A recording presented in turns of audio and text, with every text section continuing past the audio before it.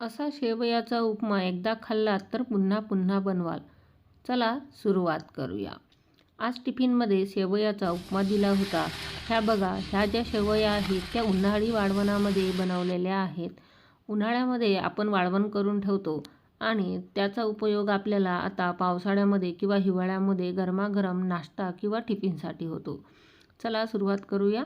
सर्वप्रथम कढाईमध्ये तेल हे आपल्याला गरम करून घ्यायचं आहे. इथे मी 2 चम्मच तेल टाकलेलं आहे. त्यामध्ये ह्या शेवया आपल्याला छान परतवून घ्यायच्या आहेत. अशा पद्धतीने परतवायच्या आहे की ह्या पूर्ण गरम व्हायला हव्या. याचा रंग जास्त बदलायला नको आणि लालसरसुद्धा जास्त व्हायला नको. तर या पद्धतीने शेवया आपल्याला छान परतवून घ्यायच्या आहेत आणि एका बाजूला एका ताटामध्ये काढून घ्यायच्या. त्याच कढईमध्ये पुन्हा आपल्याला फोडणीसाठी तेल टाकायचं आहे.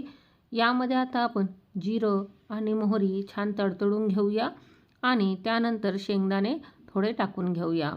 आता यामध्ये आपल्याला कढीपत्ता, कांदा हे सुद्धा टाकून घ्यायचं आहे. चवीपुरती हिरवी मिरची टाकून घेऊन तुम्ही हिरवी मिरची ही थोडी मोठी सुद्धा चिरू शकता, पण मी इथे थोडी बारीक चिरलेली आहे.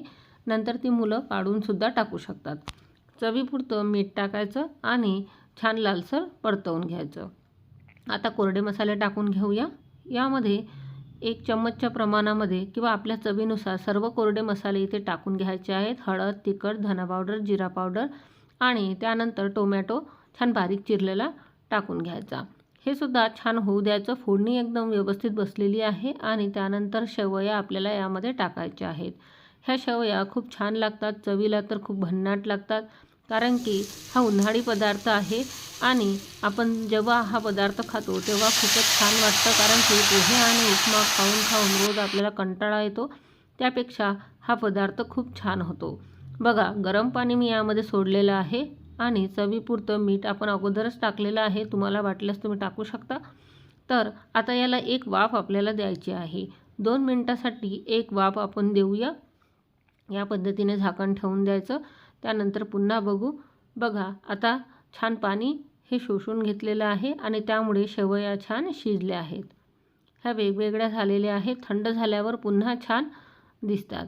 बघा, आता शेवया खूप छान झालेल्या आहेत. इथे एकदम जास्त पाण्याचं प्रमाण आपल्याला वापरायचं नाही, नाहीतर हे पूर्ण व्यवस्थित होणार नाही आणि चवही आपल्याला व्यवस्थित लागणार नाही. कोथिंबीर टाकून घेऊया आणि अशा पद्धतीने तुम्ही टिफिनमध्ये लहान मुलांना देऊ शकता. सकाळी नाश्त्याला बनवू शकता.